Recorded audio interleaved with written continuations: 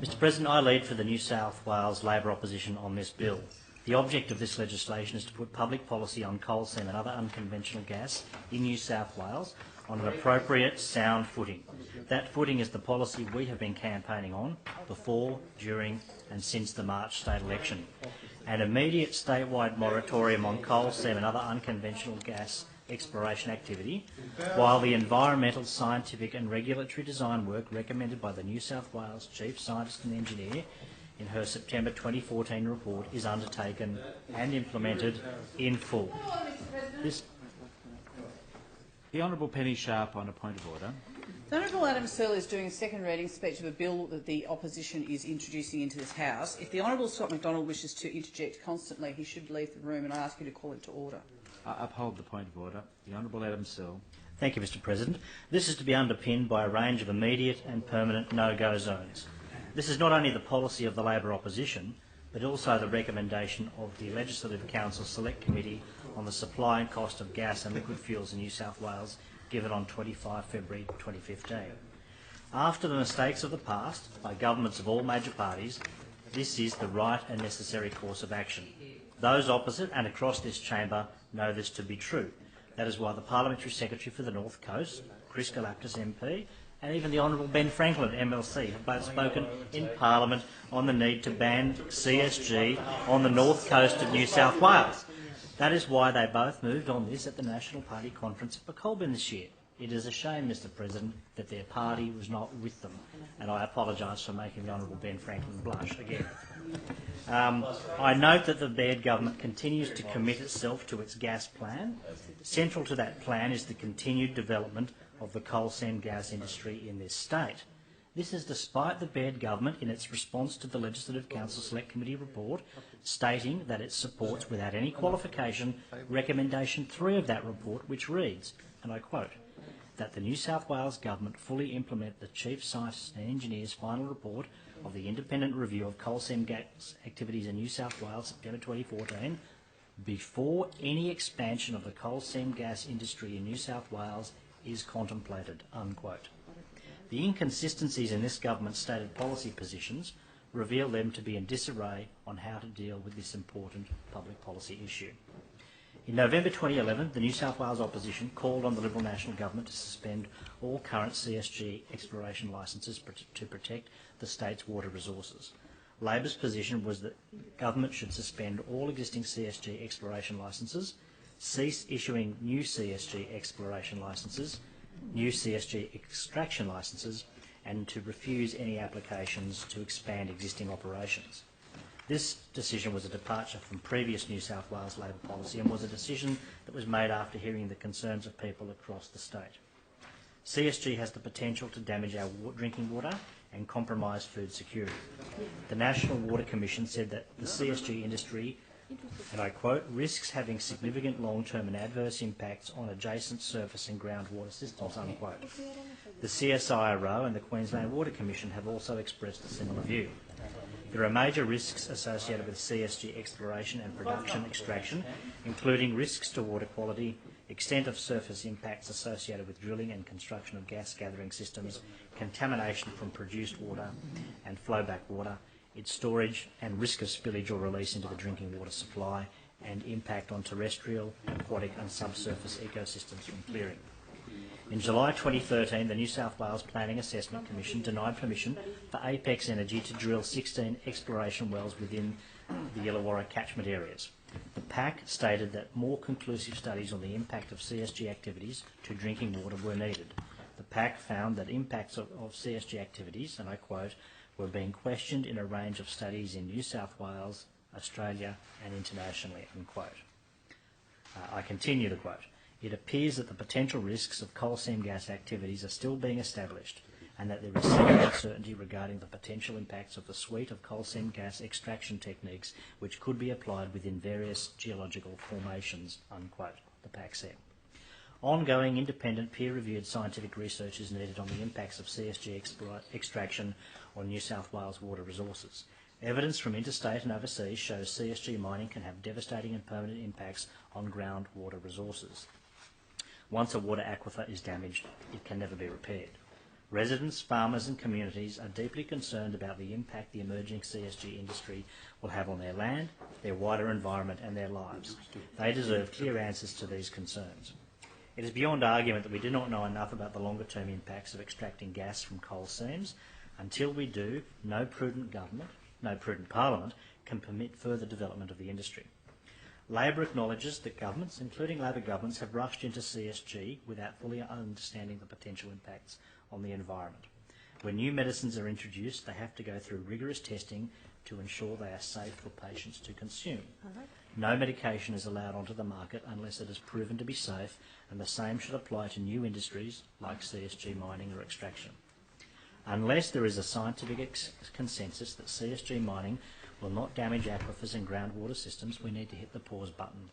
Any benefits the CSG industry may potentially offer cannot be delivered at the expense of our age-old aquifers and prime agricultural land. Until a watertight regulatory framework is in place, based on independent scientific research and conclusive evidence, we should not be allowing CSG mining to proceed. The risks to our most important natural resources are just too high. The Labor Party will not permit any expansion of CSG in New South Wales unless the industry is proven to be safe. The coal seam gas and unconventional gas industry has caused alarm across the Australian community. There is a well-founded sense that the costs and implications for the environment and communities are not adequately understood, and therefore the risks of allowing the industry to expand are too high. The New South Wales Chief Scientist summarised the areas of concern as follows: contamination and depletion of groundwater resources and drinking water catchments, impacts of the co-produced water from CSG activities on the environment, impacts on the environment of hydraulic fracturing or fracking, impacts on human health from air quality, chemicals, noise, etc., rapid expansion of the industry, land access and landholder rights, potential impact on property values, fugitive emissions, uncertainty of the science, a lack of data, especially baseline data, and a lack of trust in the data sources, particularly as they're primarily from industry. The industry is moving ahead of scientific understanding and regulation, cumulative impacts of multiple CSG wells and multiple land uses, such as other mining and agricultural activities, inadequate monitoring by government of industry activity and perceived unwillingness by government to enforce legislation and standards, complex and changing legislation. The size and scope of the uncertainty around this industry is unacceptable. Labor has argued for a moratorium on all CSG and unconventional gas exploration and extraction until we have the scientific data to inform management and regulatory approaches that provide safety for both our communities and the environment.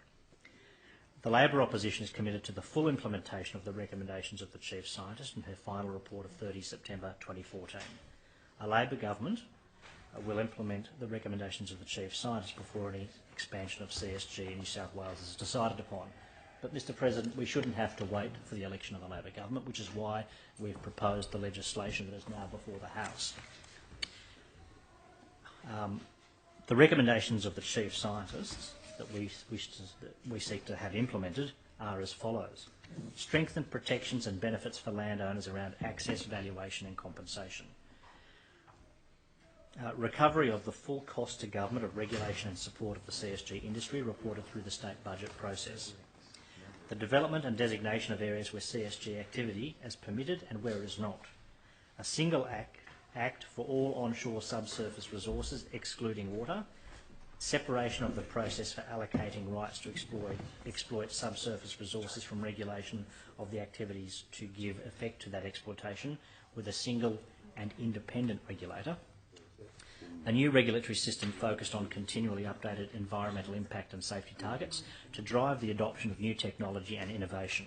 Appropriate penalties and automatic monitoring systems that detect cumulative environmental impacts. The development of insurance arrangements to cover short and long-term environmental damage. The development of an interactive whole-of-environment data repository for all state environmental data associated with water management, gas extraction, mining, manufacturing and chemical processing activities. A centralised risk management and prediction tool for all extractive industries in New South Wales to be used to assess compliance and new proposals. a standing body of experts from across relevant disciplines to advise government, including on the overall impact of CSG. CSG extraction proponents to identify impacts on water resources, pathways, consequences and likelihood, baseline conditions and risk triggers prior to any activity commencement, with government to ensure ongoing mandatory training, accreditation and certification for all working in the CSG industry, including compliance, inspection and audit functions. However, Mr President, let's be clear, despite claims from this government and the coal seam gas industry, the New South Wales Chief Scientist did not say this industry can be operated safely in New South Wales. What she did is to set out a roadmap, a body of scientific and regulatory design work that, if done properly, would inform government and the wider community about whether the industry can be safely operated. This is a vital distinction. Under Labor's proposed moratorium in this bill, there would be an immediate suspension of existing exploration licences and ensure by law that no compensation is payable to any party.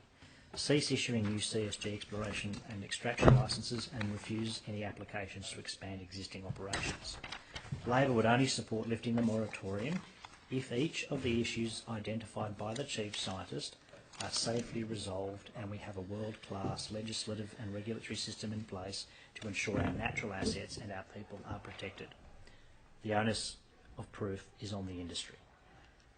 Labor will not permit the further development of the unconventional gas industry in New South Wales unless it is proven to be safe. We have a large task ahead to fully understand the risks and their mitigation. In particular, the structure and relationships of our underground water resources must be mapped and understood. We have nothing like the level of understanding needed to allow intrusion into our groundwater systems with any sense of certainty and reassurance. In order to start building the necessary scientific understanding, we propose the adoption of the Chief Scientist's recommendations to establish a whole of environment data repository that includes all data collected according to legislative and regulatory requirements associated with water management, gas extraction, mining, manufacturing and chemical processing activities.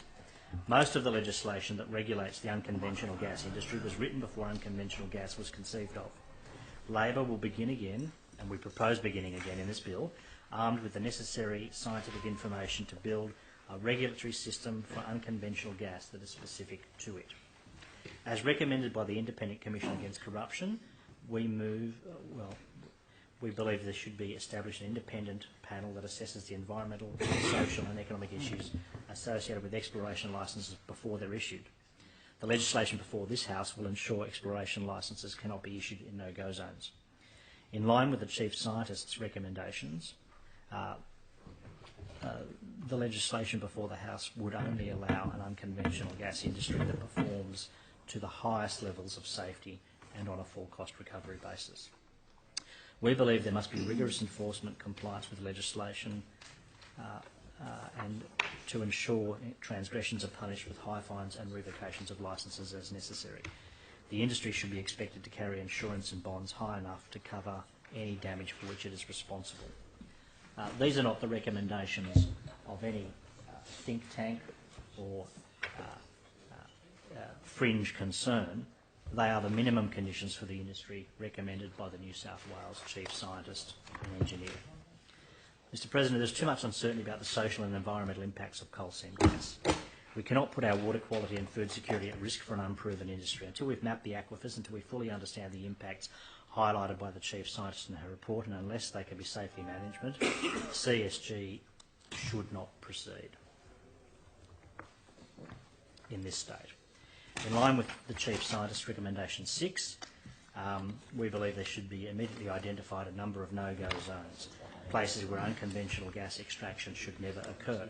These are places where large-scale industrialisation and its attendant infrastructure are simply not appropriate. They include cool water drinking catchments, a 2-kilometre exclusion zone around national parks, a 2-kilometre exclusion zone around residences, critical industry clusters and prime agricultural land. CSG and unconventional gas extraction will be banned from cool water drinking catchment areas under this legislation. In the Sydney water catchment, we seek to legislate to ban unconventional gas in the special areas. On the Central Coast, the bill moves to protect the mangrove water catchment and other core water drinking catchments. In the Hunter, the bill will protect core core water drinking catchments identified in the Hunter Water Regulation 2010. Elsewhere, the bill seeks to ensure all water catchment areas, however they are described, under an environmental planning instrument are also protected. The bill will also ensure the integrity of each of the Avon, Bordeaux River, Warragamba and Warranora dams. Across the rest of the state, we will seek to work with local water authorities to ban unconventional gas in lands whose subsurface area directly feed drinking water storages. This will include the Great Artesian Basin, the lifeblood of outback Australia. So we include the banning of unconventional gas in the recharge zone of the Great Artesian Basin within New South Wales, including the Pilliga.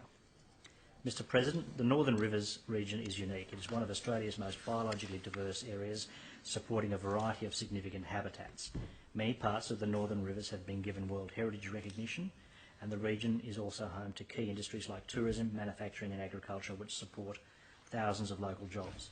It is the job of a responsible Parliament to protect the Northern Rivers from activities which threaten the region's precious environment, local industry, business and agricultural land. Good economic development must support and enhance our environment, and on this side of the House we seek to ensure the risks associated with the expansion of CSG and unconventional gas will not threaten the Northern Rivers. And we know many of those opposite share those concerns, and that we hope they will join with us in putting this matter beyond doubt. This region is pristine and stunning, with World Heritage listed national parks and recreational areas. It has a unique quality of life with a blend of lifestyles ranging from alternative to agricultural. It has a mild subtropical climate with significant elderly and retirement populations. The region also has the nation's most significant internal migration in Australia. The industries of tourism, cattle, sugar and dairy all rely on the area's natural values. The environmental values of the region, where I grew up, Mr President, are internationally significant. The development of the CSG and unconventional gas industry in this area would fundamentally undermine these environmental assets and the economic drivers that rely on them, and should not be allowed. So therefore we seek to implement a total ban of CSG and unconventional gas in the Northern Rivers of New South Wales, encompassing the local government areas of Ballina Shire, Byron Shire, Kyogle Shire, Lismore City, Tweed Shire, Richmond Valley and Clarence Valley. Labor's legislation will not allow any unconventional gas wells within 2 kilometres of residential areas. The bill also provides for a 2 kilometre buffer zone around all land declared as a wilderness area under the Wilderness Act 1987 or the National Parks and Wildlife Act 1974, or reserved under the National Parks and Wildlife Act 1974, and an area listed as a wetland under the Convention on Wetlands of International Importance done at Ramsar, Iran on 2 February 1971. Mr President, we will also extend this protection to the Greater Blue Mountains World Heritage Area. I declare a further interest in this regard. I'm a resident of the Blue Mountains local government area, a former councillor and mayor. But that doesn't unduly influence me. It just gives me, I think, an appropriate insight into the need to provide extra protection for this unique environment. The listing of the Greater Blue Mountains World Heritage Area in 2000 was a resounding achievement for the preservation of a unique environment of international standing. The Blue Mountains is a vitally important and environmentally sensitive region with pristine natural heritage, water catchment and national parklands. It is also home to a sensitive and unique ecology and biodiversity, including the endangered prehistoric dwarf mountain pine, which is more than 200 million years old. The World Heritage Area contains a wide representation of eucalypt habitats from wet and dry sclerophyll, mallee heathlands, as well as localised swamps, wetlands and grassland, and several evolutionary relic species such as the prehistoric Wallamai pine. It is inhabited by over 400 different forms of animals. Among them are rare mammal species like the spotted-tailed quoll, the koala, the yellow-bellied glider and long-nosed potteroo. There are also some rare reptiles like the Blue Mountains water skink. One of the most exceptional features is the hanging swamps and associated groundwater-dependent ecosystems. These ecosystems rely solely on the purity and the reliability of groundwater aquifers, which would be greatly threatened by any CSG exploration and/or production. The likely impact on the quality and quantity of water in the Greater Blue Mountains World Heritage Area is seen as being highly destructive not just to the World Heritage listing, a listing that is regularly reviewed, but also to the water supplies of Sydney and Lithgow, which are sourced from within the Greater Blue Mountains World Heritage Area.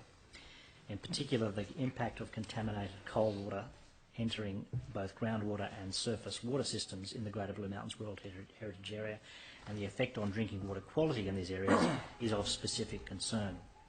It's also worth noting, given the requirement for dewatering of coal seams, it is likely that extraction even outside the area would have an impact in the Greater Blue Mountains World Heritage Area, given the interconnecting and complex nature of groundwater aquifers.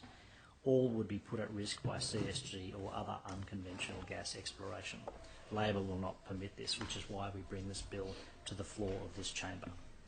Mr President, Labor presents a carefully balanced and thoughtful policy solution to the difficulties posed by coal seam and other unconventional gas in this state. If you want to take a scientifically based approach to these issues, you will vote for this bill because it places the report and recommendations of the Chief Scientist at its heart. If you want to protect our core water drinking catchments and ensure the integrity of the water on which we all depend for life, you will vote for this bill. If you want to make sure, absolutely sure, that vital areas such as the northern rivers of New South Wales, the Pilliga and the Blue Mountains are protected, you will vote for this bill.